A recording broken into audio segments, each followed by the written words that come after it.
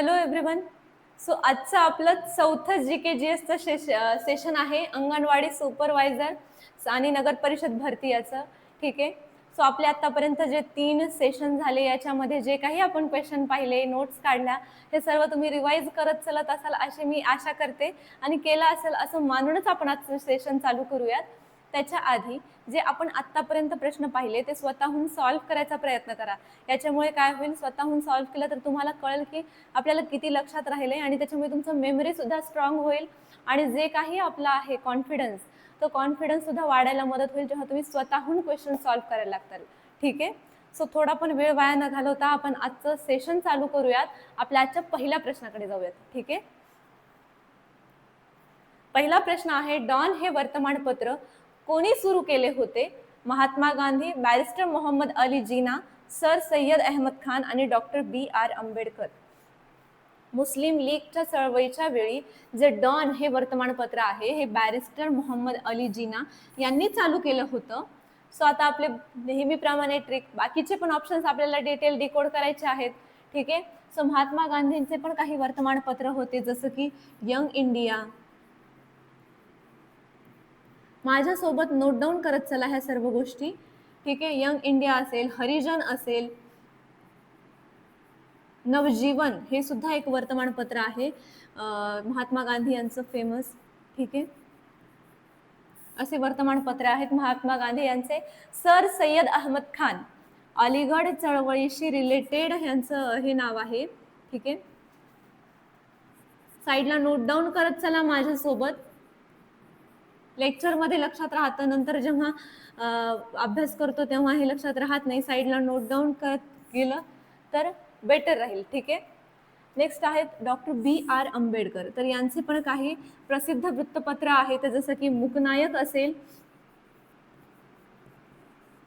किंवा बहिष्कृत भारत.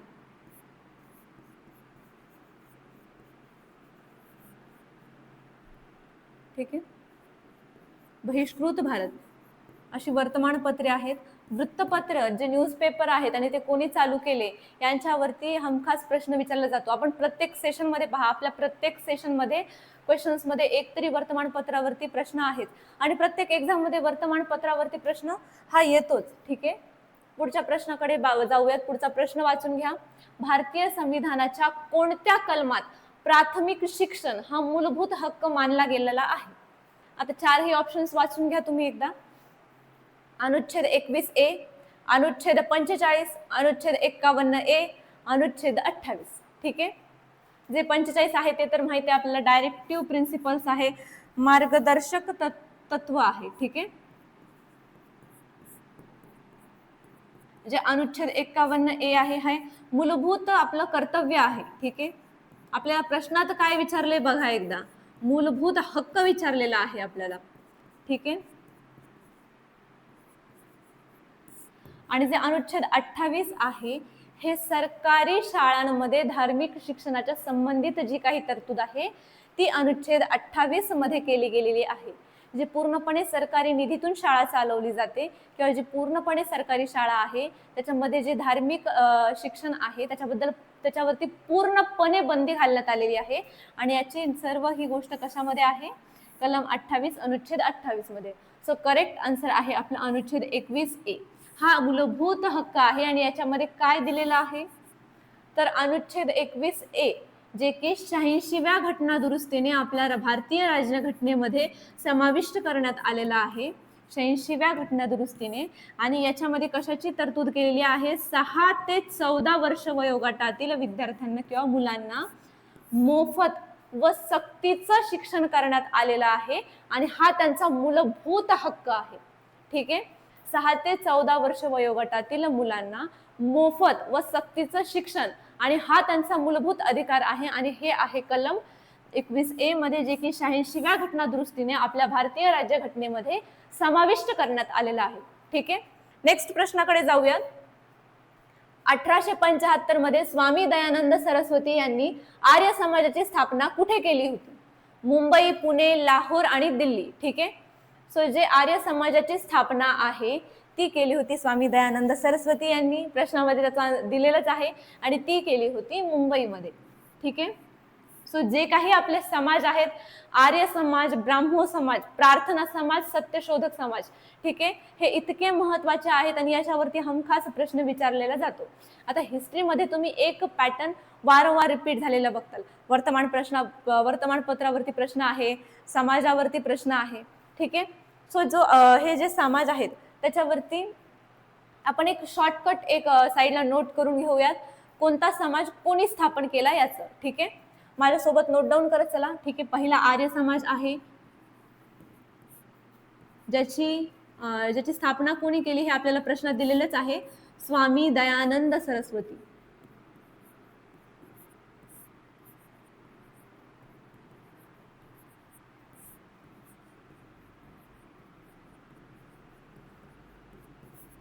स्वामी दयानंद सरस्वती यांनी आर्य समाजाची स्थापना केलीच आणि या आर्य समाजामध्ये काय होतं तर वेदांचा प्रचार करणे हे त्यांचं मुख्य उद्दिष्ट होतं. अंधश्रद्धा निर्मूलन करत होते ते, याच्यावरती त्यांचा सर्वात जास्त भर होता आर्य समाजाचा. त्याची स्थापना 1875 मध्ये झाली होती आणि याचं घोषवाक्य होतं, काय होतं, वेदांकडे चला, वेदांकडे चला, हे आर्य समाजाचं घोषवाक्य होतं. अंधश्रद्धा निर्मूलनावर त्यांचा भर होता, वेदांचा प्रसार करण्याचं त्यांचं मुख्य उद्दिष्ट होतं, ठीक आहे. अजून बाकीचे समाज बघूयात आणि त्यांची स्थापना कोणी केली हे सुद्धा बघूयात. सो प्रश्नामध्ये आर्य समाज दिलं होतं आणि आर्य समाज क्लिअर असेल अशी मी आशा करते. आणि आता आपण काय करूयात, चारही समाज लिहून घेऊयात आणि त्याची स्थापना कोणी केली हे सुद्धा लिहून घेऊयात. आर्य समाजानंतर कोणता आहे, ब्राह्मो समाज.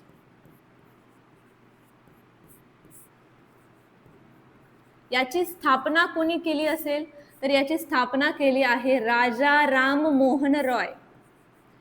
ब्राह्मो समाजाची स्थापना केली आहे राजा राम मोहन रॉय यांनी, ठीक आहे. नेक्स्ट आपला समाज आहे प्रार्थना समाज, ठीक आहे. माझ्यासोबत नोट डाऊन करत चला, प्रार्थना समाज. प्रार्थना समाजाची स्थापना कोणी केली तर प्रार्थना समाजाची स्थापना केली होती आत्माराम पांडुरंग यांनी, ठीक आहे. कोणी स्थापना केली होती तर आत्माराम पांडुरंग यांनी. नेक्स्ट आपला समाज आहे सत्यशोधक समाज, जो की एकदम फेमस आहे आणि ज्याचा आन्सर सर्वांनाच माहिती आहे, सत्यशोधक समाज. तर सत्यशोधक समाजाची स्थापना कोणी केली होती, महात्मा फुले यांनी, महात्मा ज्योतिराव फुले, ठीक आहे. महात्मा फुले लिहिते फक्त, हे साईडला नोट डाऊन करत चला तुम्ही, ठीक आहे. मी साईडला होते, हे नोट डाऊन करून घ्या एकदा.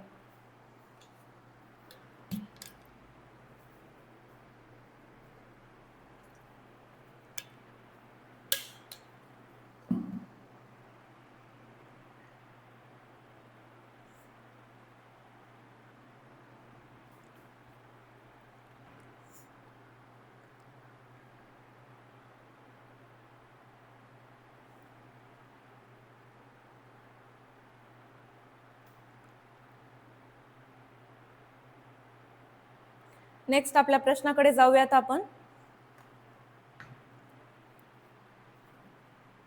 नेक्स्ट प्रश्न आहे, महाराष्ट्र महसूल विभागात कोतवालाची नेमणूक करण्याचा अधिकार कोणाला आहे. चारही ऑप्शन्स एकदा वाचून घ्या, जिल्हाधिकारी, तहसीलदार, विभागीय आयुक्त आणि तलाठी. विभागीय आयुक्त तर खूप लांबची गोष्ट आहे, जिल्हाधिकाऱ्याला पण तहसीलदार खूप शेवटच्या अंतिम अपील करायचं जर असेल एखाद्या कोतवालाची नेमणूक किंवा त्याला जर पदावरून काढून टाकायचं असेल तर एकदम अंतिम अपील सुद्धा जिल्हाधिकाऱ्याकडे केलं जातं. सो जे नेमणूक आणि नियंत्रणाचं जे काही काम आहे ते आहे तहसीलदाराकडे आणि तहसीलदार कोतवालाची नेमणूक व त्याच्यावरती नियंत्रण हे सगळं तहसीलदाराचं असतं.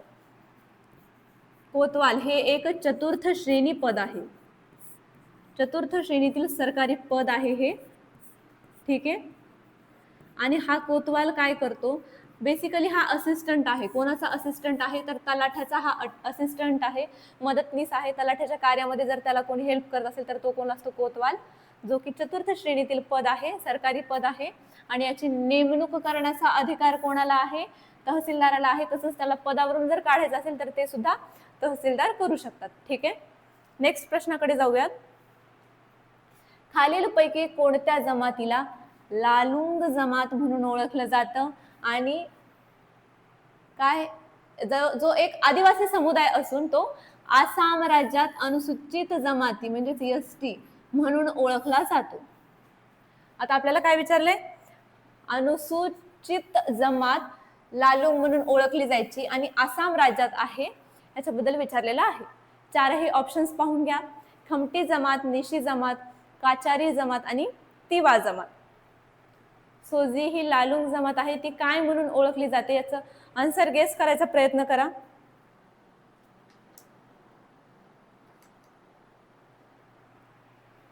ठीक आहे. सो जी लालुंग जमात आहे ती तिवा जमात म्हणून ओळखली जाते. याचं करेक्ट आन्सर आहे तिवा जमात. ठीक आहे. पहिले तिला लालुंग जमात असं ओळखलं जायचं आणि या तिवा जमातीचे 2 विभागांमध्ये विभागणी केली जाते. साईडला नोट डाऊन करत चला. ठीक आहे. एक आहे पर्वतीय तिवा, पर्वतीय तिवा आणि दुसरी आहे मैदानी तिवा. दुसरी कोणती आहे? मैदानी तिवा. या 2 विभागांमध्ये तिवा जमातीची विभागणी केली जाते. जी पर्वतीय तिवा आहे याच्यामध्ये मातृसत्ताक पद्धती असते. ठीक आहे.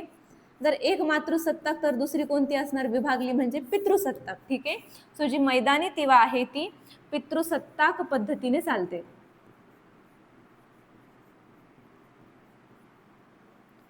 ठीक आहे. हे नोट डाऊन करून घ्या एकदा. जी पर्वतीय तिवा आहे ती मातृसत्ताक पद्धतीने चालते आणि जी मैदानी तिवा आहे ती पितृसत्ताक पद्धतीने चालते. आणि यांचे 2 महत्वाचे सण सुद्धा आहेत. एक आहे वांचुआ आणि दुसरा आहे जेनबिल मेळा.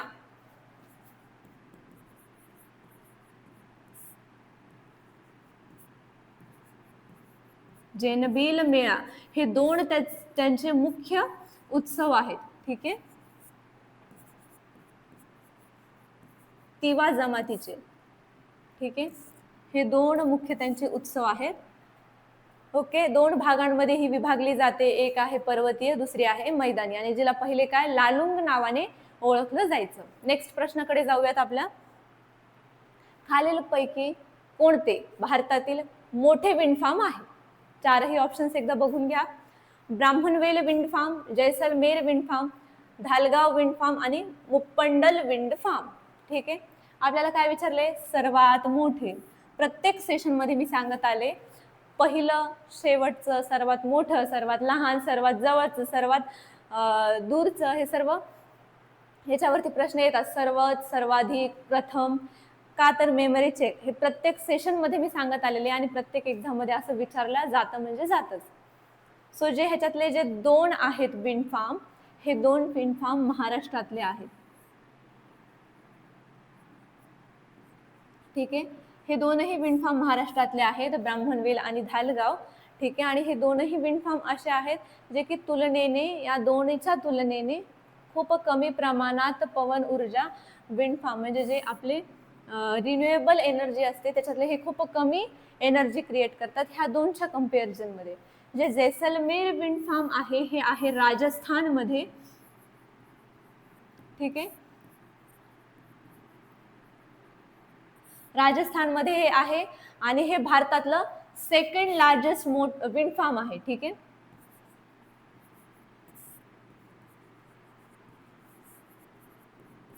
Second largest. मग उरला ऑप्शन आपला एकच जे की आहे मुप्पंडल विंड फार्म आणि हे भारतातील सर्वात मोठं विंड फार्म आहे जे की कुठे आहे? तामिळनाडू मध्ये आहे. तामिळनाडू मध्ये पण कुठे आहे? कन्याकुमारी मध्ये. ठीक आहे. जिथे 12ही महिने खूप जास्त वारं वाहतं त्याच्यामुळे इथे काय होतं, हे जे मुप्पंडल विंड फार्म आहे जे कन्याकुमारी मध्ये आहे इथे 12ही महिने प्रॉपर वाऱ्याचा वेग असतो, खूप जास्त वारं इथून वाहतं त्याच्यामुळे इथे सर्वात जास्त एनर्जी तयार केली जाते, जवळजवळ 1500 मेगावॅट.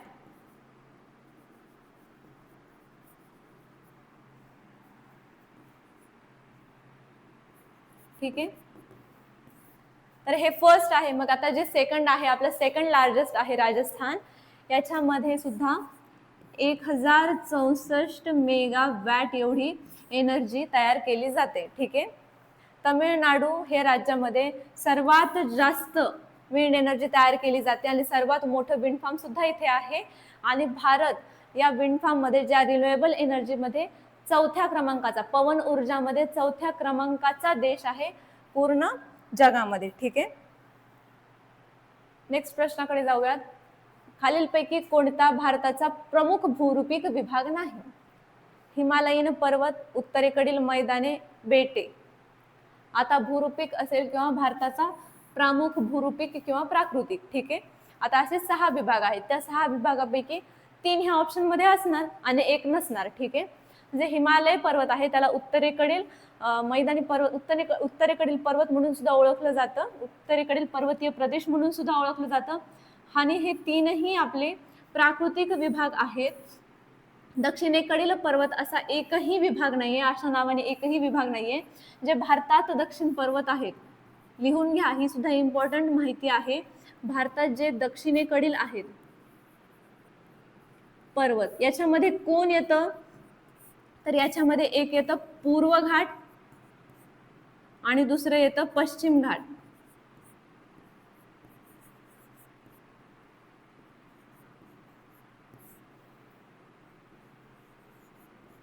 हे 2 कुठे येतात? तर भारताच्या दक्षिणेकडील भागात हे 2 येतात.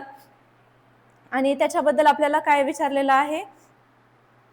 तर भारताच्या दक्षिणेकडे येतात आणि पण याला दक्षिणेकडील पर्वत म्हणून ओळखत नाही, तर याला द्वीपकल्पीय पठार म्हणून ओळखलं जातं. ठीक आहे, सो असा दक्षिणेकडील पर्वत असा एकही विभाग आपल्या प्राकृतिक किंवा भूरूपिक विभागामध्ये नाहीये. नेक्स्ट प्रश्नाकडे जाऊयात. परिस्थितिकी म्हणजे काय? म्हणजेच इकोसिस्टम किंवा इकॉलॉजी, याच्याबद्दल आपल्याला विचारलेलं आहे आणि आपण एक एक ऑप्शन्स डिकोड करूयात. सजीवांची परस्परामधील आंतरक्रिया म्हणजेच बायोटिक. आता सजीव सजीवांमध्ये आंतरक्रिया जर झाली, ठीक आहे, हे एक अपूर्ण माहिती आहे. जेव्हा इकॉलॉजी, इकोसिस्टम पूर्ण परिसंस्था येते, त्याच्यामध्ये हवा आणि पाणी आणि म्हणजे जे काही आपलं ॲटमॉस्फिअर असेल ते सुद्धा मॅटर करत असतं. त्याच्यामुळे जो आपला सजीवांच्या परस्परांमधील आंतरक्रिया आहे, हे ऑप्शन अपूर्ण आहे. आता अजैविक पर्यावरणाचा अभ्यास, फक्त अजैविक आहेत का? तर नाही. फक्त हवा आणि पाणीच आहे का? नाहीये. तिथे सजीव सुद्धा आहेत. आपली जी फूड चेन असतात, ज्या की परिसंस्थेमध्ये ज्या आपल्या अन्न साखळ्या येतात, त्याच्यामध्ये प्रामुख्याने काय प्राणी असतात जे एकमेकांवरती डिपेंडंट असतात. सो याच्यामध्ये फक्त अजैविक येतात का? तर नाही येत. सजीवांची अजैविक घटकांशी होणारी आंतरक्रिया म्हणजे सजीवांची अजैविक म्हणजेच काय? तर आपले जे प्राणी आहेत ते फक्त ॲटमॉस्फिअर किंवा जे अबायोटिक कंपोनंट्स आहेत जसं की हवा पाणी याच्यासोबत होणारी आंतरक्रिया, तर फक्त एवढंच आहे का? तर नाही. सजीवांसोबत पण आंतरक्रिया होते आणि ते सुद्धा एकमेकांवरती डिपेंड असतात. सजीव आणि सजीव पर्यावरण हे 2ही गोष्टी मॅटर करतात परिसंस्थेमध्ये. त्याच्यामुळे सजीवांची परस्परांमधील व पर्यावरणाशी होणारी आंतरक्रिया म्हणजेच काय? तर परिस्थितिकी. ठीक आहे, आपलं करेक्ट आन्सर आहे ऑप्शन नंबर 4. ठीक आहे, नेक्स्ट प्रश्नाकडे जाऊयात. रामसर करार खालीलपैकी कोणत्या परिसंस्थांच्या संवर्धनाशी निगडीत आहे? आता ठीक आहे, 4ही ऑप्शन्स एकदा बघून घ्या.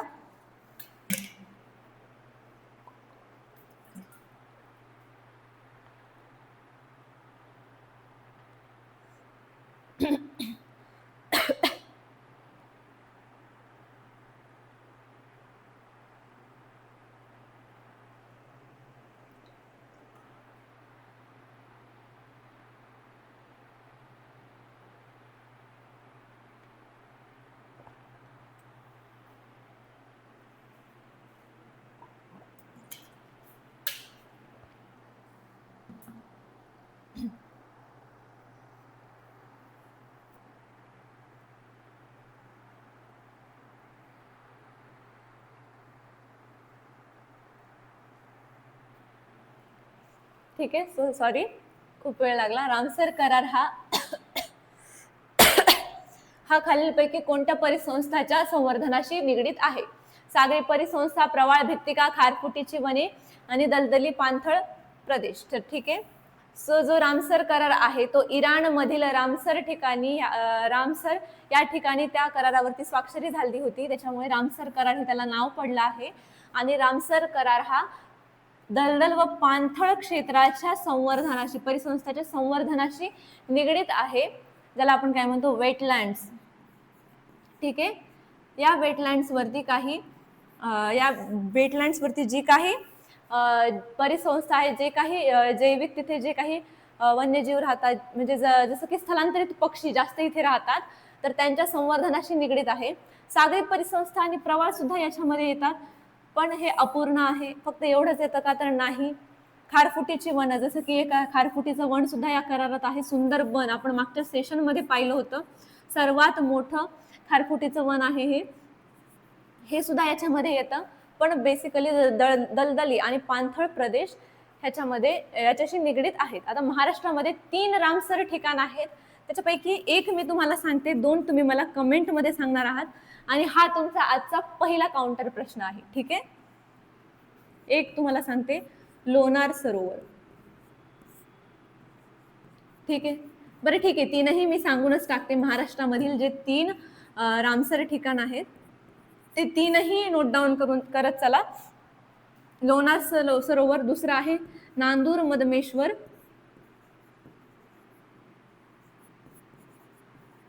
आणि तिसरं आहे ठाणे खाडी.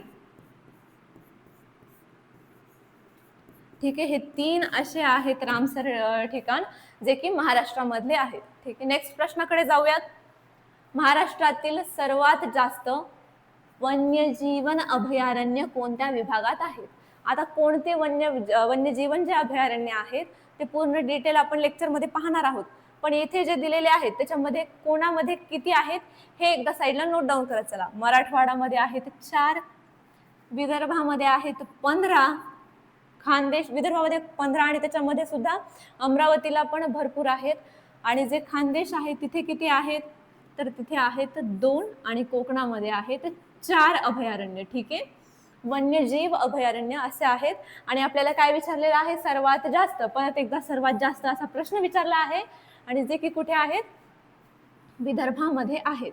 जे मराठवाड्यामध्ये आहे, आपल्या मराठवाड्यामध्ये एकदम फेमस एक आहे जायकवाडी पक्षी अभयारण्य, जे की छत्रपती संभाजीनगर मध्ये आहे, आणि जे की खूप फेमस आहे. ठीक आहे.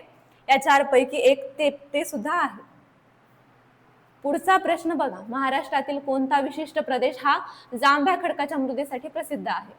मराठवाडा प्रदेश, पश्चिम घाटाचा प्रदेश, विदर्भ प्रदेश आणि कोकण प्रदेश. सो जांभ्या खडकाच्या मृदेसाठी प्रसिद्ध आहे आपला कोकण प्रदेश. आणि मराठवाडा प्रदेशामध्ये काळी कापसाची मृदा आढळते, काळी कसदार मृदा आढळते. आपण पाहिलं होतं मागच्या सेशनमध्ये, याच्यावरती डिस्कशन सुद्धा झालेला आहे. ठीक आहे. नेक्स्ट प्रश्न पाहूयात. केंद्र सरकारने कोणत्या वर्षी प्रधानमंत्री ग्राम सडक योजना चालू केली होती? तुम्हाला जर आठवत असेल तर एका सेशनमध्ये हा काउंटर क्वेश्चन मी तुम्हाला विचारला होता. कोणत्या प्रश्नामध्ये? प्रधानमंत्री ग्रामोदय योजना, जी की कधीची होती? 2000 ची. ग्रामीण विकासासाठी चालू करण्यात आलेली 2000 सालची योजना होती. महत्वाची योजना होती प्रधानमंत्री ग्रामोदय योजना. आणि ह्याच योजनेवरती मी तुम्हाला काउंटर प्रश्न विचारला होता, प्रधानमंत्री ग्राम सडक योजना कधी चालू केलेली होती? आणि ती कधी चालू केलेली होती? तर ती सुद्धा 2000 सालीच चालू केलेली होती. म्हणूनच मी तुम्हाला हा काउंटर क्वेश्चन विचारलेला होता. जे काही आपले ग्रामीण भागातील रस्ते आहेत त्यांना शहरी भागाच्या रस्त्याला जोडण्यासाठी ही योजना चालू केलेली होती.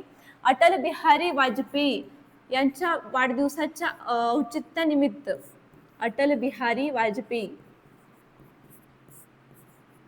ठीक आहे, कारगिलच्या युद्धानंतर अटल बिहारी वाजपेयी यांच्या वाढदिवसाच्या औचित्यानिमित्त ही योजना चालू केलेली होती. जेव्हा ती चालू केली होती तेव्हा ती पूर्णपणे केंद्रीयची होती, म्हणजे केंद्राकडून राबवली जाणार होती, पूर्णपणे सेंट्रली स्पॉन्सर्ड होती.